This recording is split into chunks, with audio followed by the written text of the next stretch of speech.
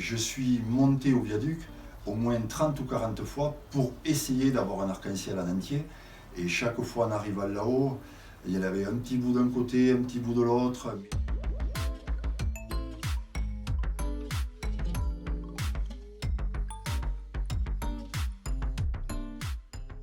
Je suis Daniel Jamin, photographe, avenue de la République à Millau. Alors je souhaitais être ébéniste, sauf que j'ai pas pu avoir la place à l'école. Et que, au bout de quelques années, passionné de photo, j'ai pu trouver mon premier job. Ça, c'était dans les années 80. Alors mon premier appareil photo était l'appareil photo à ma mère. C'était un petit Brownie qui faisait des photos carrées au format 127. Je devais avoir, pour mes premières photos, je devais avoir 6-7 ans. Et après, mon premier réflexe que j'ai pu acheter, c'est mon premier mois de vrai salaire, où je me suis acheté un Pentax argentique, bien sûr, à l'époque.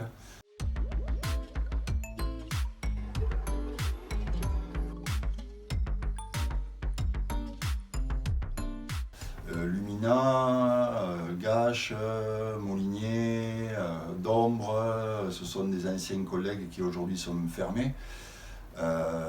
Bon, c'est vrai que la technologie a tellement évolué qu'il fallait vraiment être présent sur toutes ces nouvelles technologies pour pouvoir suivre.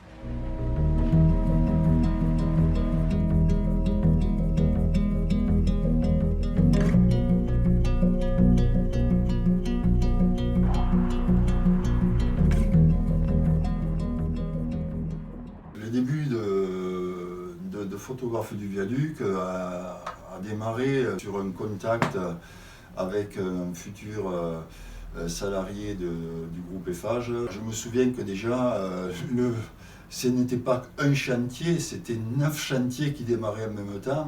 Les 7 piles et les 2 culées, il fallait courir un peu partout. Chaque avancement de tablier, c'était quand même assez monumental. Le clavage, le relevage des pylônes, le fait de monter au bout des grues bien au-dessus de l'ouvrage, ça c'était quand même vraiment impressionnant. J'estime avoir pris, c'est complètement difficile à dire, mais on peut estimer aux environs de 400-500 000. La demande des produits dérivés est arrivée alors que bien sûr le viaduc n'était pas terminé. Elle est arrivée surtout des salariés de chez Eiffage qui voulaient pouvoir disposer de cartes postales, de souvenirs. Et là on a été contacté par le groupe pour mettre en place une société en attendant l'accord de l'architecte Norman Foster. Les premières cartes postales, et c'est toujours d'actualité, ce n'est pas de la vraie carte postale, c'est de la vraie photo qui est collé sur un support carton. Ça a été un engouement exceptionnel dès le premier jour, puisque en quelques minutes, je crois que c'est 20 minutes, en train de mettre en place le présentoir de cartes postales, alors qu'on n'avait encore pas ouvert. C'est 1800 cartes postales qui sont parties en 2-2. Je crois que la première année, on a vendu pas loin de 1 million de cartes postales. La carte postale qui s'est le plus vendue, c'est le troupeau de moutons avec la bergère et le viaduc en faux. C'est la championne de toutes les cartes postales.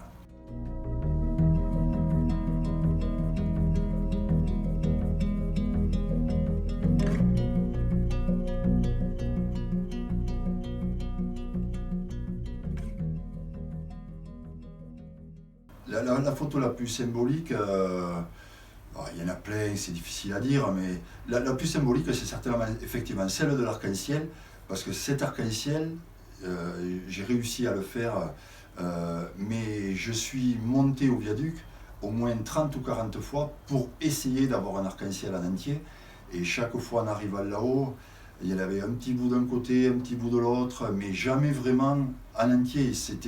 Il fallait être là au bon moment. Et là, quand j'ai vu cet arc-en-ciel-là, je suis parti vraiment à fond et il m'a resté que j'ai eu 4-5 secondes pour arriver à faire cette photo-là. Une photo où le viaduc était en pleine construction, j'étais au bout du bras de la grue. Et la pile, elle n'était pas terminée, il n'y avait aucun tablier, il y avait tous les ouvriers qui travaillaient en bas, et moi j'étais à 240 mètres de haut, au bout de la flèche, et puis le grutier qui me faisait tourner comme je le voulais. C'était assez hallucinant, cette photo-là m'a toujours marqué, quoi.